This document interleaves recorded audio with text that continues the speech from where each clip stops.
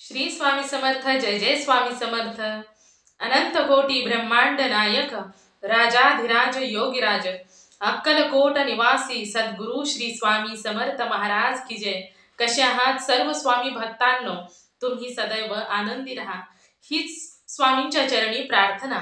तुमच्या सर्व चांगल्या इच्छा स्वामी महाराज पूर्ण करो आणि आजचा दिवस तुमचा आनंदात जाओ हीच स्वामींच्या चरणी प्रार्थना.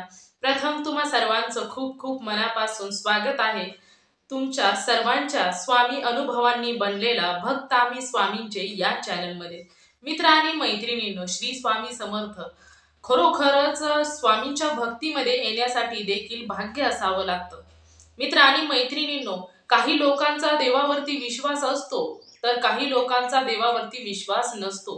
परंतु श्री स्वामी समर्थ असं दैवत आहे की तुमचा विश्वास असो किंवा नसो, परंतु तुम्ही थोडी जरी स्वामींचं सेवा केलेली असेल, जरी तुम्ही थोडं जरी स्वामींचं एकदा जरी तुम्ही स्वामींचं नामस्मरण मनापासून केलेलं असेल तर स्वामी तुम्ही केलेल्या सेवेचं फळ हे नक्कीच देत असतात.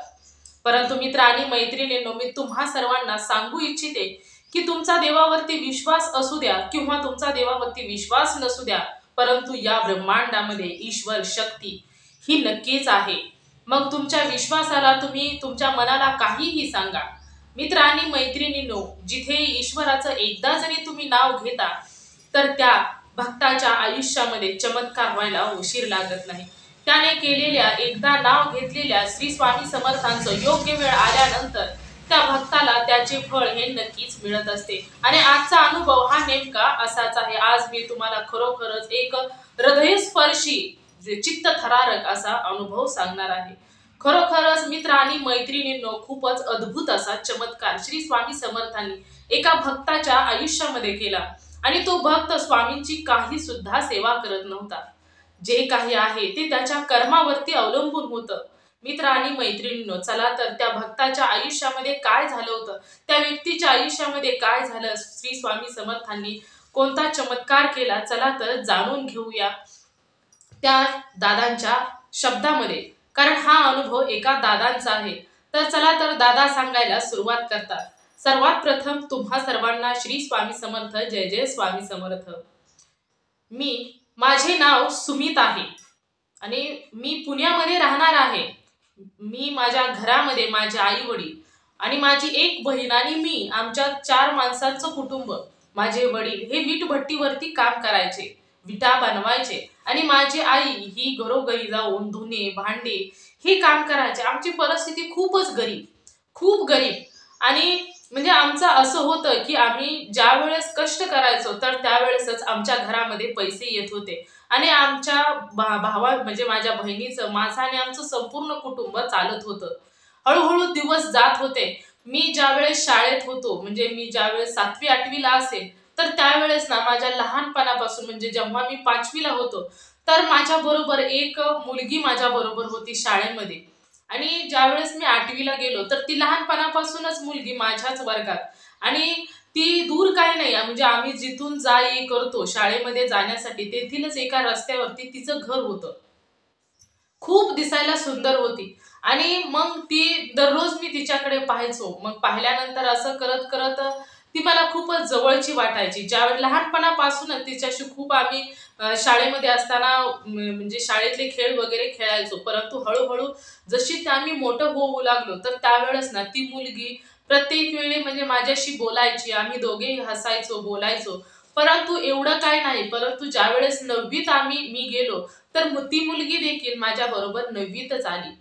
मला तिच्याविषयी मनामध्ये बदल व्हायला सुरुवात झाली. मला ती मुलगी खूपच आवडायला सुरुवात झाली.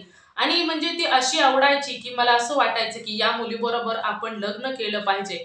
ही मुलगी मला खूप आवडते आणि या मुलीबरोबरच आपलं आयुष्य घालवलं पाहिजे.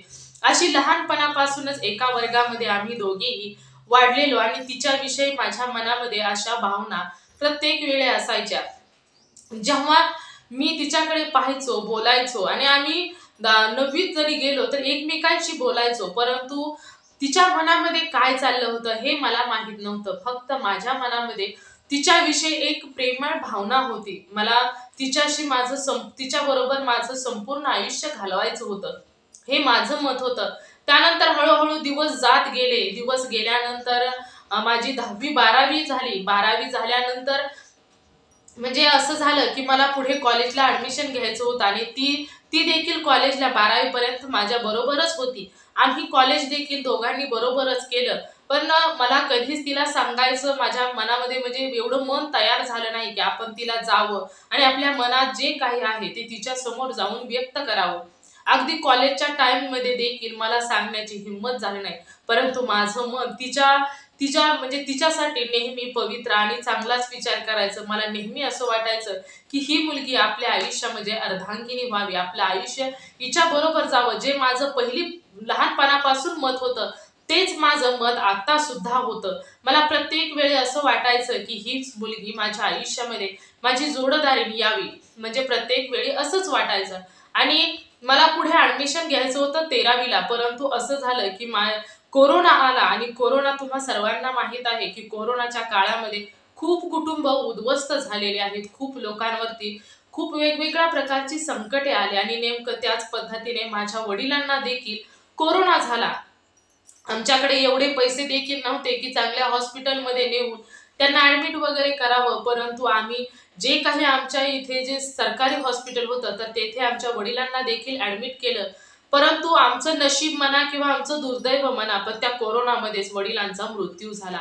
मग आमचं घर हे पोरकं झालं. आम्हाला जे काही माझे वडील घरामध्ये जो मोठा आधार होता तो संपला.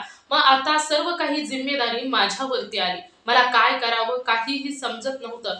मला पुढे माझं पुढे आयुष्य होतं, माझी स्वप्न होती. मला म्हणजे तिच्यासाठी जगायचं होतं, तिच्यासाठी सर्व काही करायचं होतं. परंतु सर्व काही आता वेगळंच विस्कटल्यागत दिसायला सुरुवात झाली. त्या आई जेवढे कमवत होते तर तेवढे तिच्या कमवण्यातून मिळत नव्हतं. म्हणजे घरामध्ये तेवढा खर्च चालत नव्हता. मग त्यामुळे मला काहीही करून मला म्हणजे शिक्षण पुढे शिकताच आलं नाही. मनामध्ये असून सुद्धा इच्छा पूर्ण झाली नाही. तर त्यावेळेस मी पुण्यामध्ये असणारे एक फोर व्हीलर गाड्यांचं जे शोरूम असतं तर तेथे मी जॉबसाठी विचारायला गेलो आणि तेथील साहेब देखील खूप चांगल्या चांगल्या विचारांचे होते. त्यामुळे त्यांनी त्यावेळेस मला 10-12 हजाराची नोकरी मला तेथेच दिली. आणि तेथे म्हणजे जे काही ते काम सांगतील ते मी काम खरोखर मनापासून करायचो. गाड्या पुस तर गाड्या पुसायचो. ते पूर्ण शोरूम झाड म्हटलं तर ते झाडू देखील मारायचो. घरात त्या शोरूम मधील किंवा त्यांच्या बगीचे सर्व काही कामं मी करायचो. त्यामुळे मी एवढा म्हणजे कष्टाळू वृत्ती पाहिल्यानंतर त्यांना देखील माझ्या कामाविषयी खूपच म्हणजे वाटू लागलं की हा मुलगा खूप इमानदार आहे. आणि त्यानंतर त्यांनी मला तेच कामावरती ठेवलं. हळूहळू दिवस जात होते आणि त्या दिवसाबरोबरच माझ्या मनातील स्वप्न माझं मन खूपच रंगवत होते. संध्याकाळची वेळ जर असेल तर नेहमी माझ्या म्हणजे झोपताना नेहमी तीच लहानपणापासूनची आतापर्यंत ती माझ्या डोळ्यासमोर फिरायची. तिनं जाताना येताना बोललेली हसलेलं प्रत्येक वेळी मला असं वाटायचं की ती माझ्या आयुष्याचा एक भाग झालेली आहे. ती एवढी दूर असून सुद्धा माझ्या मनामध्ये नेहमी असायची. आणि तिचं ज्यावेळेस मी रस्त्यात जात येत होतो त्या रस्त्याला तिचं घर होतं. आणि त्या घराच्या समोरच एक त्यांनी किराणाचं दुकान देखील मांडलेलं होतं. त्यांचं किराणा दुकान देखील होतं. एरवी ती कॉलेजला जायची परंतु रविवारचा दिवस ज्या दिवशी असेल रविवारचा दिवस असेल तर त्या दिवशी ती दुकानामध्ये असायची. मी प्रत्येक रविवारी तिथे जायचो. काही ना काही कारणावरून काही ना काही खरेदी बळच काही नसलं मनामध्ये तरी देखील खरेदी करायला जायचो. तिच्याशी बोलायचो आणि तिला तिला जर मन भरून पाहिलं तर आठवडाभर ती माझ्या मनामध्ये डोळ्यासमोर सतत रेंगाळायची. त्यामुळे मला आठवडाभर असं काहीच वाटत नव्हतं की तिच्याशी बोलावं काही नाही, कारण ती कॉलेजमध्ये बिझी असायची. परंतु हळूहळू दिवस जात गेले. आता वय 25 झालं होतं माझं.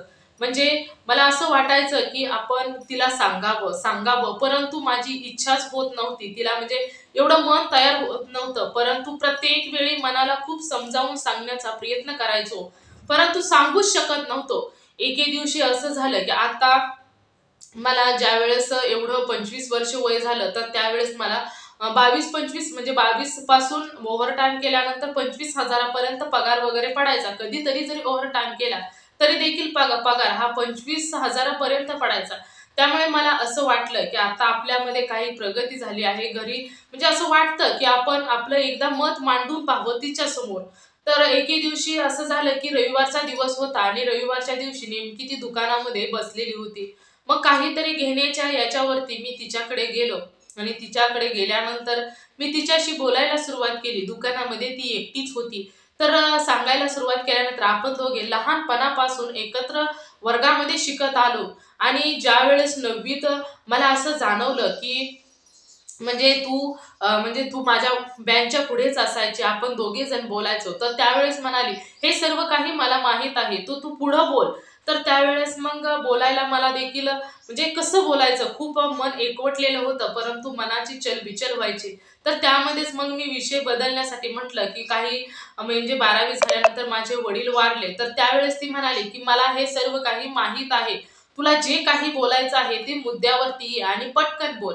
तर त्यावेळेस मन सर्व काही एकवटलं आणि सांगितलं की तू लहानपणापासून मला आवडते आणि माझी एक इच्छा आहे की मी तुझ्याशी आपण दोघेही लग्न करावे आणि आपण दोघेही आयुष्याचे जोडदार जीवनसाथी बनावे, ही माझी इच्छा आहे. तर ज्यावेळेस मी हे सर्व काही सांगितले तर त्यावेळेस ती मुलगी मला म्हणाली की हे बघ सुमित, आता जेवढं काही बोललास तेवढं पुरे झाले. आता एक शब्द जरी तोंडातून काढला तर पायातील चप्पल तुझ्या गालावरती बसेल. तुझी लायकी तर आहे का मला विचारण्याची? तुझे कपडे बघ, तुझी परिस्थिती बघ, तुझा स्टेटस बघ. तुला काय वाटलं की कोणतीही मुलगी तुला पटेल आणि मी तुला पटेल हे शक्यच नाही. तुझं तोंड एकदा जाऊन पहा, तुझी लायकी पहा. तुला वाटतं का तू ज्या त्या शोरूमच्या मालकाचे बूट पुसले असतील त्यामुळे तर तुला हे कपडे त्याने घालायला तरी दिले असतील? तू काय करतो, तुझा व्यवसाय काय आणि तू स्वप्न काय बघतो आहे? तुझी लायकी सुद्धा नाही माझ्या बरोबर बोलण्याची. एवढं वाईट वाईट ती बोलली की त्यानंतर मन अगदी तुटून गेलं. काय करावं काही समजत नव्हतं. त्यानंतर तसाच मी शोरूम मध्ये आलो. शोरूम मध्ये आल्यानंतर मनामध्ये एवढं टेन्शन होतं की ही मुलगी अशी म्हणजे बोलली. आता लहानपणापासून जर एखादं स्वप्न रंगवलेलं असेल आणि ते एकदमच अशा परिस्थितीनं तुटलेलं असेल तर खूप वाईट वाटतं आणि नेमकं मला एवढा त्रास होत होता, एवढा त्रास होत होता की काय करावं काहीही समजत नव्हतं. शोरूमच्या मालकाने सांगायला सुरुवात केली, हे काम कर, ते काम कर. म्हणजे आज गाड्या वगैरे पाहायला लोक येणाऱ्यांना म्हणजे प्रत्येक काम मीच करायचो. गाडी पाहायला लोक आले तर त्यांना देखील गाडीविषयी माहिती देखील सांगायचे. गाड्या खराब असतील तर त्या स्वच्छ वगैरे पुसून ठेवायच्या. म्हणजे जे शोरूम मधलं सर्व काही काम मीच हँडल करायचो. त्यानंतर मनामध्ये असं वाटायला लागलं की मी किती पापी आहे. मला साधी एक मुलगी जी लहानपणापासून मला आवडत होती, ती मुलगी मला चक्क एवढं बोलली की तुझी लायकी सुद्धा नाही, तुझ्या अंगावरी कपडे त्या शोरूमच्या मालकाचे तू बूट पुसले असतील तेव्हा त्याने ही कपडे तुला घालायला दिली. म्हणजे एवढं ती वाईट वाईट बोलली की मला असं वाटत होतं की आपल्या आयुष्याचा काहीच अर्थ नाही, आयुष्य संपून टाकलेलंच बरं असं वाटायला सुरुवात झाली. आणि मग पुढे म्हणजे दुपारच्या नंतर ना मग ती काही कामं वगैरे चालूच होती. आलेला होता बघायला गाडी दाखवा म्हणून. तर त्यावेळेस ग्राहक आला तर ग्राहकाला गाडी वगैरे दाखवली. त्यावेळेस शोरूमचे मालक तिथे आले आणि ते म्हणाले की अरे सुमित, ते शोरूमच्या बाहेर जरा गवत जास्तच झालेलं आहे, तर तू असं कर की तिथे जाऊन ती गवताला औषध वगैरे घेऊन ये. तर त्यावेळेस ना मग मी तो औषध आणायला गेलो तर तिथेच तिचं दुकान वगैरे होतं. तर तिला पुन्हा तिच्याशी थोडंसं बोलावं म्हटलं आणि तेथे दुकानामध्ये गेलो. तेथे गेल्यानंतर तेथून काय म्हणजे कोणतं तरी कारण हवं तर त्यावेळेस तेथून एक स्टिंगची बॉटल घेतली आणि तिला म्हटलं की माझ्या मनात जे काही होतं ते मी तुला सांगितलं. तर त्यावेळेस तिनं तोंडाला असा हिसका दिला आणि केलं आणि तेथून निघून गेली. म्हणली तुझं तोंड सुद्धा पाहायचं नाही मला, तुझी लायकी सुद्धा नाही माझ्या समोर उभं राहण्याची. तर त्यावेळेस मात्र जास्तच खचून गेलो. येताना जे गवत मारण्यासाठी जे राऊंड अपची बाटली म्हणजे जे औषध असतं जेणेकरून सर्व काही गवत जळून जातं, तर ती औषधाची बाटली देखील आणली आणि येताना स्टिंगची बाटली देखील तिनंच दिली होती. परंतु बॉटल दिल्यानंतर म्हणजे ती मी म्हणायला सुरुवात केली तर तिने झटका मारून ती निघून गेली आणि बोलली. तर त्यावेळेस मी तिथं आल्यानंतर शोरूमच्या मालकाने सांगितलं, येथे जे ग्राहक आहेत ते मी हँडल करतो, तर तू काय कर, जे बाहेर गवतावरती ते औषध फवरून घे. तर त्यावेळेस ना ते औषध वगैरे का म्हणजे बनवलं आणि त्या गवतावरती फवारलं. पण राहिलेली जी बाटली होती ती तशीच माझ्याजवळ होती आणि मला प्रत्येक वेळी वाटायचं की आपलं आयुष्य ना काहीच कामाचं नाही. आपण म्हणजे एखादी गोष्ट जेवढी मनामध्ये रुजलेली असेल तर तेवढीच ती गोष्ट त्रास देत असते आणि नेमकं याच पद्धतीने ती गोष्ट भरपूर त्रास द्यायची.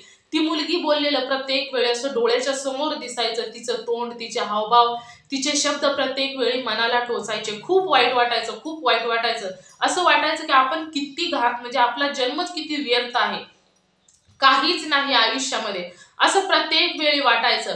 आणि मग असं झालं की ज्या वेळेस ते औषध वगैरे फवरून झाल्यानंतर जी काही ती बॉटल, स्टिंगची बॉटल होती, तर ती स्टिंगची बॉटल हातामध्ये घेतली आणि म्हटलं आता काही झालं तरी चालेल, परंतु आता आपल्याला आयुष्य संपवायचं आहे.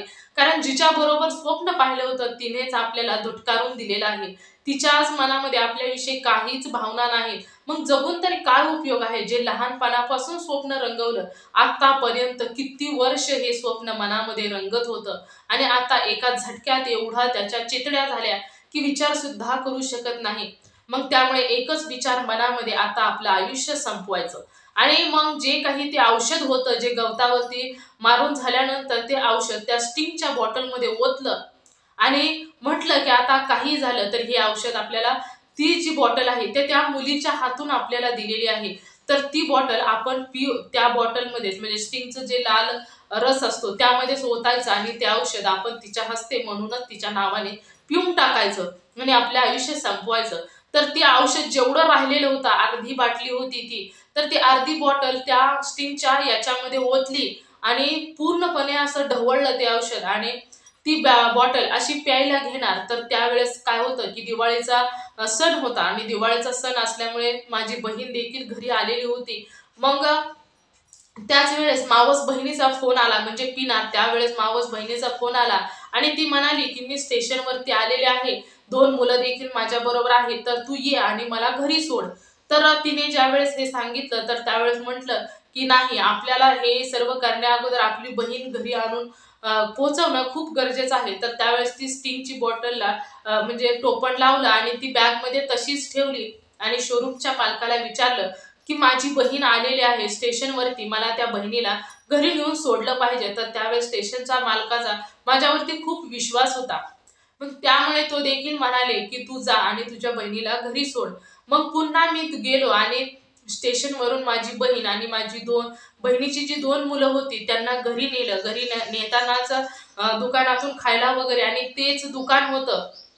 त्या दुकानामध्ये आता मात्र तिचे ती नव्हती, परंतु तिच्या घरातीलच लोक होती. तर त्यावेळेस त्यांच्याकडून भरपूर खायला वगैरे घेतलं. पाहिलं ती कुठे दिसती आहे का? तर ती कुठेच दिसत नव्हती. तर त्यावेळेस मग घरी आल्यानंतर बहिणीला आणि ती दोन्ही बहिणीच्या मुलांना घरी वगैरे ठेवलं आणि पुन्हा शोरूम मध्ये आले. शोरूम मध्ये आल्यानंतर तिथे जी काही कामं वगैरे होती ती आटपली. त्यावेळेस ना त्या क्षणापुरतं पूर्ण काही विसरूनच गेलो. सर्व विसरून गेलो. जे काही म्हणजे मला करायचं होतं ते विसरलं. ते मुलांच्याच याच्यामध्ये आणि शोरूमच्या मालकाने कामं देखील भरपूर सांगितली होती. त्यामुळे विसरून गेलो. घरी गेल्यानंतर म्हणजे जाताना देखील पाहिलं की ती कुठे दिसते आहे का? तर त्यावेळेस ना ती त्यांच्या घराच्या म्हणजे दुकानामध्ये पाहिलं तर ती दुकानात नव्हती. तर ती घराच्या एका कोपऱ्यामध्ये तिनं माझ्याकडे पाहिलं आणि मी तिच्याकडे पाहिलं. तर त्यावेळेस देखील तिने झटका तोंडाला दिला आणि घरात निघून गेली. घरी गेल्यानंतर असं वाटलं की तिची माफी मागायला हवी होती. आपण मस्त आपल्या मनामध्ये जे होतं ते आपण बोललो, परंतु कदाचित तिच्या मनामध्ये दुसराच काहीतरी आलं असेल तर आपण तिची क्षमा मागावी. म्हणून तिचा जो इन्स्टा होता तर इन्स्टावरून तिला मेसेज केला. माझ्याकडे तिचा नंबर देखील नव्हता, म्हणून इंस्टाग्रामवरून तिला मेसेज केला की माझं चुकलं. मी फक्त माझ्या मनामध्ये जे काही होतं ते तुझ्या समोर मांडण्याचा प्रयत्न केला, परंतु तू खूप बोलली, अगदी माझी लायकी सुद्धा काढली आणि मी तुला लहानपणापासून एवढा म्हणजे मनापासून तुझ्याविषयी चांगले विचार केले, परंतु तू मला एवढं तुच्छ समजलीस की मला म्हणजे खूपच वाईट देखील वाटलं. तर त्यावेळेस ना तिने त्या मेसेज वगैरे वाचला, परंतु त्या झटक्यामध्ये तिने ब्लॉक देखील केलं. आता हे ब्लॉक केल्यानंतर मला ते सहन होईना. एवढं वाटलं की आपल्या आयुष्याचा खरोखरच काहीच अर्थ नाही. हे ज्यावेळेस म्हणजे तिने डायरेक्ट माझ्या तोंडावरतीच मला ब्लॉक केल्यागत केलं. मी ज्यावेळेस तिच्या मेसेज काय उत्तर येते हेच पाहत होतो, तर नेमक्या त्याच वेळी तिने झटक्याने मला ब्लॉक देखील केलं. त्यामुळे मी म्हणजे जे काही मनामध्ये होतं ते देखील खचून गेलो. घरामध्ये बहीण आलेली होती, म्हणजे मावस बहीण आलेली होती, सख्खी बहीण आलेली होती, तिची मुलं होती. मग घर आमचं एवढं काही मोठं नव्हतं. जे काही होतं ते खूप चांगलं होतं, परंतु घरामध्ये एवढ्या सगळ्यांना जागा वगैरे पुरत नव्हता आणि मला पूर्वीपासूनच सवय होती की मी घराच्या बाहेरच झोपायचो. मग त्या दिवशी जेवण वगैरे खूप चांगल्या प्रकारे झालं आणि माझी एक सवय होती की माझ्या घरामध्ये धनावडीचे शंकर महाराज आणि श्री स्वामी समर्थ यांचा आमच्या घरामध्ये फोटो आहे. तर मी दररोज सकाळचा देखील अंघोळ वगैरे करून आल्यानंतर त्या फोटोला अगरबत्ती ओवाळायचो आणि 1 मिनिट 2 मिनिट का होईना परंतु त्या देवाच्या समोर शांत बसायचो. कमीत कमी मन शांत होईल तर त्यासाठीच त्या फोटोच्या समोर शांत बसायचो आणि डोकं टेकवायचो आणि पुन्हा माझ्या कामाला सुरुवात करायचो. आणि त्या दिवशी संध्याकाळी देखील म्हणजे दररोज सकाळ संध्याकाळ माझा हाच नित्यक्रम होता. त्या दिवशी संध्याकाळी देखील कामावरून आल्यानंतर हातपाय वगैरे तोंड स्वच्छ धुतलं, फ्रेश झाल्यानंतर 2 अगरबत्त्या पेटवल्या, त्या फोटोच्या समोर ओवाळल्या आणि 2 मिनिटं तेथे शांत बसलो, नतमस्तक झालो. जेवण वगैरे झालं आणि त्या माझ्या बहिणींबरोबर गप्पा वगैरे मारल्या. घरामध्ये दिवाळीचा म्हणजे दिवाळीचा सण होता त्यामुळे सर्वजण आनंदात होते. परंतु माझ्या मनामध्ये दिवसभर तेच चाललेलं होतं की हे असं झालं, ती मुलगी अशी बोलली की तुझी लायकी सुद्धा नाही. तुला कपडे जे मिळाले ते देखील त्या शोरूमच्या मालकाचे बूट पुसल्यामुळेच तुला मिळाले आणि तू माझ्या समोर उभा राहण्याच्या सुद्धा लायकीचं नाही. एवढं सर्व प्रत्येक गोष्ट मनामध्ये फिरून फिरून येत होते आणि खूप वाईट देखील वाटत होतं. तर त्यावेळेस काय झालं की सर्व काही घरामध्ये आता जेवण वगैरे झालेलं होतं. दरवाजा वगैरे त्यांनी बंद केला आणि मी बाहेर झोपायला देखील आलो. आल्यानंतर म्हणजे जे काही दिवसभर चाललेलं होतं, आता संध्याकाळची सवय होती झोपताना तीच आठवायची आणि झोपायचं. दररोज हे असंच होतं आणि त्या दिवशी देखील म्हणजे संध्याकाळपर्यंत दिवसभर तेच चाललेलं होतं मनामध्ये आणि संध्याकाळी ती आठवली आणि आठवल्यानंतर पुन्हा ते सर्व काही रिपीट मनामध्ये यायला सुरुवात झाली. जे काही ती दिवसभर बोललेली होती ते पुन्हा पुन्हा यायला सुरुवात झाली आणि त्याच वेळेस माझ्या लक्षात आलं की मी जे आपलं आयुष्य आता काही करून संपवलंच पाहिजे. म्हणून जी बॅगमध्ये बॉटल होती स्टिंगची ती घेतलेली होती तिच्या हातूनच. तर त्यामध्ये औषध राउंडअपचं जे औषध ओतलेलं होतं गवतावरचं, तर ते औषध आता म्हटलं की काही झालं तरी चालेल आणि आता आपण प्यायचं असं म्हटलं आणि ती बॉटल काढली. त्यावेळेस ना कोणाचा सुद्धा मनामध्ये विचार येत नव्हता. खरं सांगतो, खरोखरच कोणाचा सुद्धा मनामध्ये विचार येत नव्हता. एवढंच मनामध्ये यायचं की आपलं जीवन व्यर्थ आहे. आपल्या जीवनाचा काहीच उपयोग नाही. लहानपणापासून पाहिलेलं स्वप्न सुद्धा आपलं पूर्ण होत नसेल तर आपलं आयुष्य संपवलेलंच बरं. हेच त्यावेळेस मनामध्ये येत होतं आणि म्हणून उठून बसलो, मांडी घातली आणि हातामध्ये स्टिंगची बॉटल घेतली. बॉटलचं टोपण काढलं आणि अशी तोंडाला लावणार तेवढ्यातच आई एकदम किंचाळतच तिने दार ठोठावलं आणि धाडकीन दार उघडलं आणि बाहेर आली. आता मी देखील खूप घाबरलो. असं वाटलं की आईला मी औषध पितोय हे समजलं की काय, म्हणून अचानकच आईनं आरडाओरडा करायला सुरुवात केली आणि ती बाहेर येईपर्यंत मला देखील काहीच समजलं नाही. जी हातामध्ये स्टिंगची बॉटल होती तर तिला नुसतं थोडंसं असं टोपण लावल्यागत केलं आणि पटकन ती झाडाच्या पाठीमागे बॉटल फेकून दिली आणि आई ओरडत आरडत रडतच बाहेर आली आणि आल्यानंतर माझं मन असं घाबरून गेलं की आईला कसं समजलं की मी औषध पित आहे. तर म्हणजे मी आईचा एकटाच मुलगा आणि आमच्या घराचा संपूर्ण भार माझ्यावरतीच होता. परंतु मला असं वाटलं आईला हे कसं समजलं की मी औषध पितोय. त्यामुळे मी देखील घाबरलो आणि ती बॉटलचं नुसतं टोपण लावल्यागत केलं. टोपण देखील ढिल्लच होतं आणि ती बॉटल पटकन फेकून दिली आणि दिल्यानंतर आई जवळ आली आणि म्हणजे खूप रडत होती ती आणि ओरडतच आली. तर त्यावेळेस मी देखील दचकून उठलो की म्हटलं की काय झालं, काय झालं? पाठोपाठ माझ्या दोन्ही बहिणी देखील बाहेर आल्या. त्यांची मुलं देखील बाहेर आली. कारण आई जोरात किंचाळली होती आणि ती मोठमोठ्याने रडत असं छातीवरती हाताने बडवतच बाहेर आली. मोठमोठ्याने छातीवरती मारून देखील घेत होती. आणि त्यावेळेस ती आल्यानंतर मी देखील खडबडून तिच्या जवळ गेलो आणि म्हटलं, "आई काय झालं? काय झालं? तू सांग. अशी रडती आहेस काय?" तर तिला सुरुवातीला काहीही बोलता येत नव्हतं. ती म्हणजे खूप घाबरल्यागतच वाटत होतं.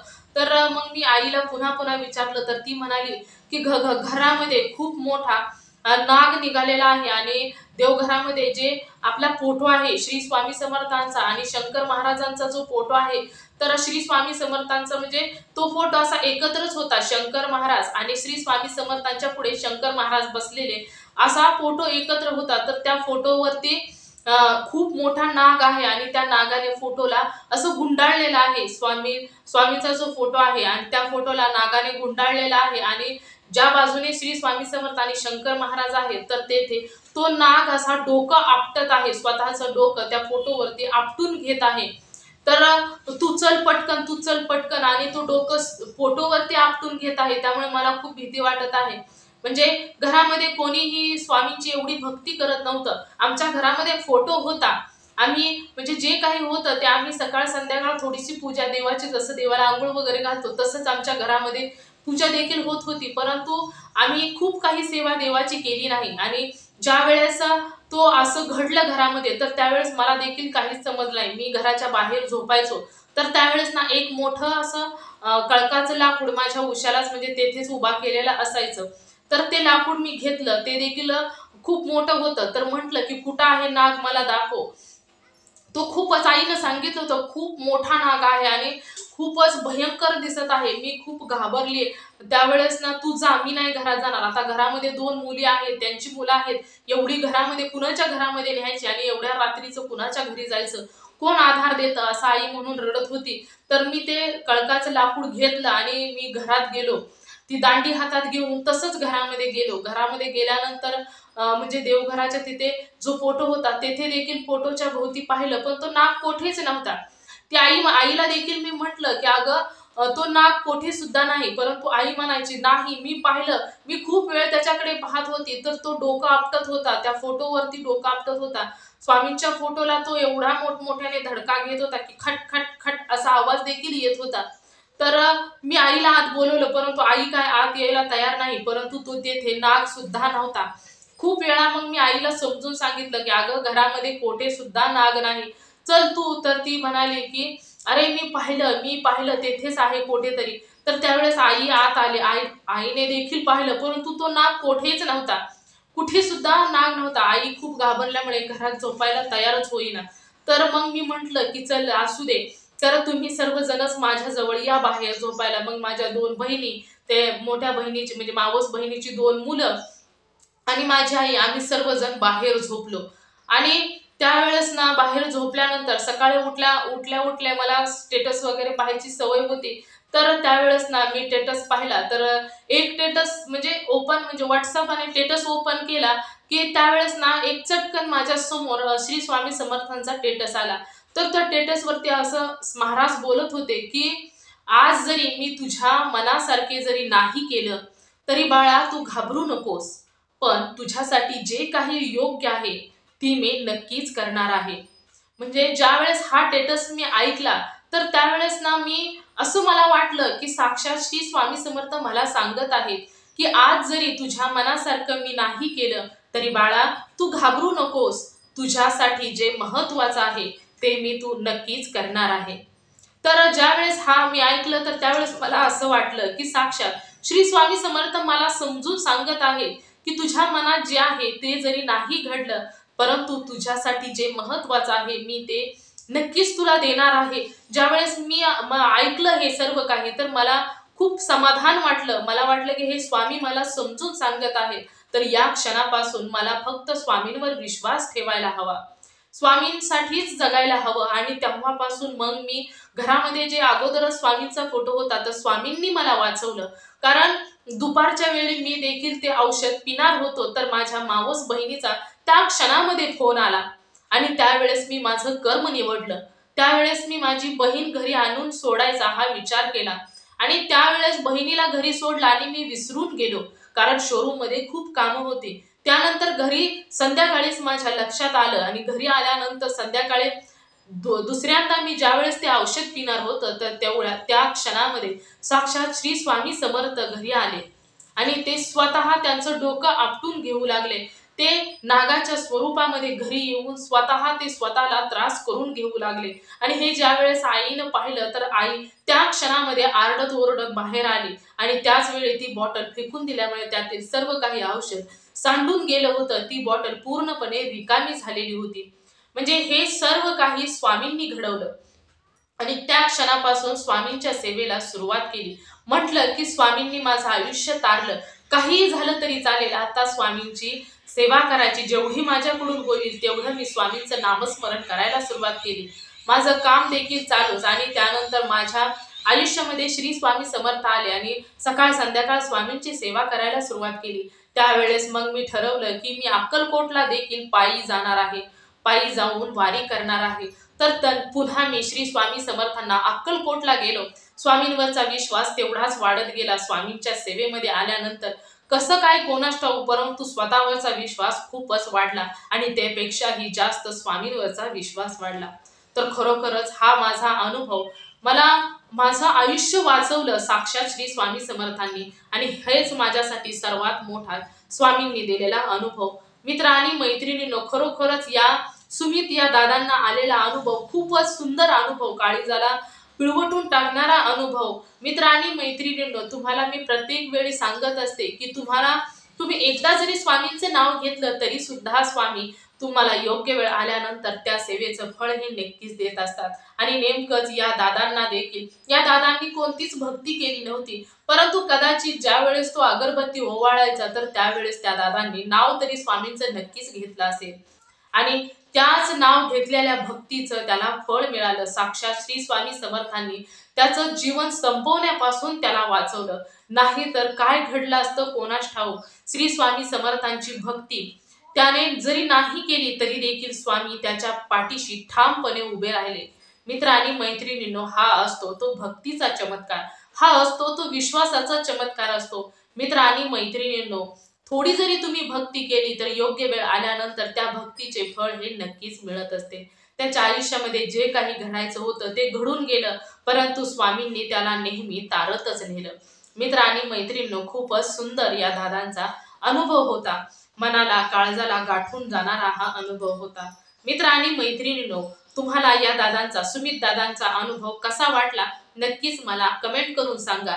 आणि जर तुम्हाला देखील श्री स्वामी समर्थांचा एखादा अनुभव आलेला असेल तर मी येथे तुम्हाला व्हॉट्सअप नंबर देते, तर या नंबरवरती तुम्ही तुमचा अनुभव हा शेअर करायचा आहे. तुमचा अनुभव ऐकून जो कोणी व्यक्ती स्वामी सेवेत येईल तर याचे पुण्य तुम्हालाच मिळणार आहे. त्यामुळे तुम्ही तुमचा अनुभव हा नक्की शेअर करायचा आहे. मित्र आणि मैत्रिणींनो, तुम्ही सर्वांनी मिळून माझा व्हिडिओ शेवटपर्यंत ऐकला त्याबद्दल मी मनापासून तुम्हा सर्वांची खूप खूप आभारी आहे. पुन्हा भेटूया श्री स्वामी समर्थांच्या अशाच एखाद्या सत्य अनुभवाबरोबर. तोपर्यंत श्री स्वामी समर्थ. जय जय स्वामी समर्थ. धन्यवाद. नेहमी हसत राहा, सुखी राहा, समाधानी राहा. श्री स्वामी समर्थांचं नामस्मरण करत राहा. धन्यवाद. श्री स्वामी समर्थ.